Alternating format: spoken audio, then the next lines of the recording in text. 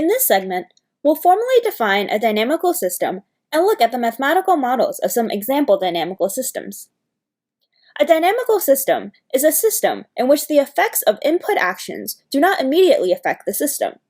For example, if you turn on the thermostat in a cold room, the temperature in the room will not immediately rise to the set temperature. It will take some time for the room to actually heat up. Similarly, if you push the gas pedal in your car, it takes time for your car to speed up to the desired velocity. Every dynamical system is defined by its state, which is a collection of variables that completely characterizes the motion of a system.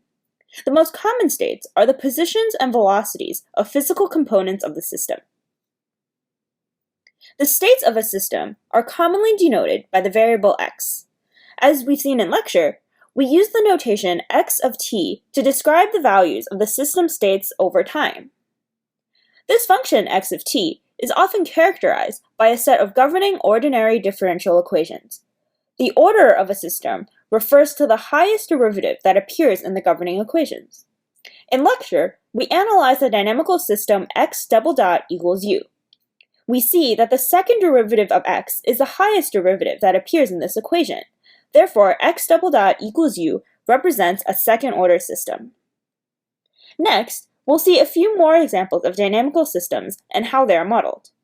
An example of a one-dimensional dynamical system is a mass on a spring. The mass can only move backwards and forwards in the y direction. The mass's position is governed by the following ordinary differential equation. We see that the highest derivative of y to appear in the equation is the second derivative, making this a second-order system. The state of the system is the position and velocity of the mass along the y-axis. The input to this system is an additional force on the mass. An inverted pendulum on a cart is an example of a two-dimensional dynamical system. Here, the cart is allowed to drive along the y direction, while the pendulum is simultaneously allowed to fall.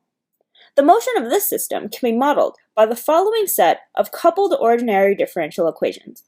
We see that once again, the second derivatives of the cart position and pendulum angle are the highest derivatives to appear in the equations, making this a second-order system.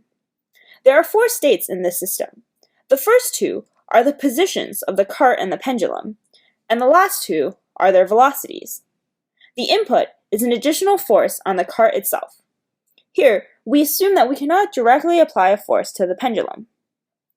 Finally, consider the quadrotor.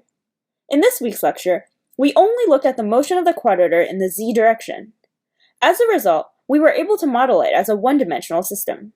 However, it turns out that to completely characterize the motion of the quadrotor, we need to know its xyz position and angular orientation, as well as its linear and angular velocities.